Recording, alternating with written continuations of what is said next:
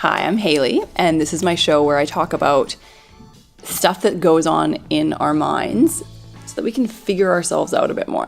When I was a teenager, I thought psychology was so boring. I didn't even know that it could be easier. It wasn't until I started changing my mind that I started understanding what freedom was. All right, last week we looked at survival mechanism and how we have that part of our brain that's trying to keep us safe. That is what we call anxiety. And now I want to talk about how that survival instinct kind of operates in us all the time, what I call hidden anxiety, because it's the kind of anxiety that is sort of in all of us and we don't really realize that it's there. The other day, I rode over to Bondi Beach and talked to Liv Phyland, who's a TV presenter. And we had some pretty funny chats.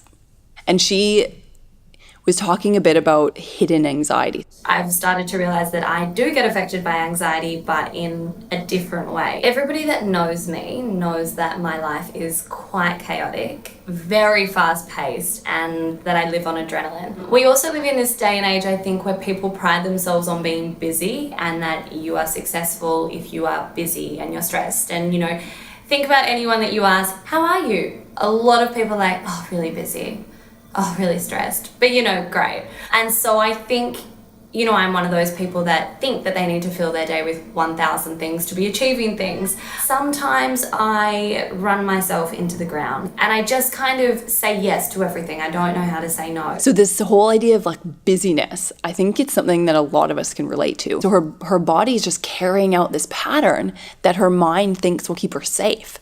And this is going to be related to a core belief she had when she was young. I have an incredible mother who had me when she was very young. So she started uni when I was born. So she was amazing. She went to uni, she was working 3 jobs. Incredible single mother that I idolize. There is an element that I think that I have carried with me from when I was really young, that you're not enough. But there was this constant do this and everyone will be so proud. And then when she had this belief pattern and then hard things happened, it just reinforced it. I moved from the country to the private fancy school, and I remember driving in the gates with my mum, who was a teacher there, and just going, we don't belong here. What are we doing here?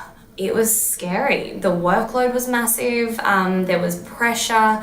It was different. I felt out of my comfort zone and I just didn't like it. And I basically cried for a year. So you can imagine something like this is really scary. So her mind is trying to keep her safe. And then just something changed. And I went from hating school to getting involved in choir and every sporting and co-curricular activity and just loving school more than anything you could ever imagine. I got out of it by getting so involved. So this is so fascinating. How she got out of that really scary time as a kid was that she got involved. That was what saved her from that whole experience.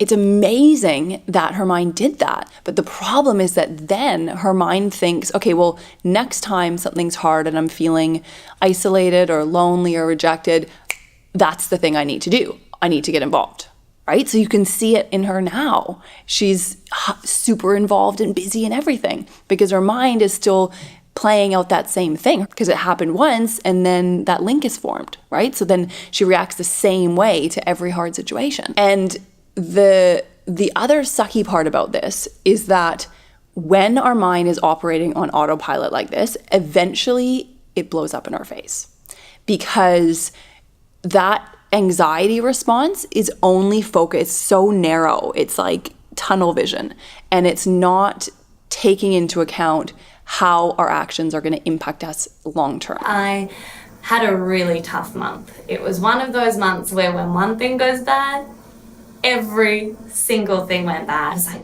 keep being bubbly, keep being positive. That's who you are. That's who you've got to be to everybody. I was very cluttered. I felt a bit more heavy on my chest and I felt all over the place. I struggled to get everything done. I was clumsy. I was exhausted. I was emotionally drained. I was stressed.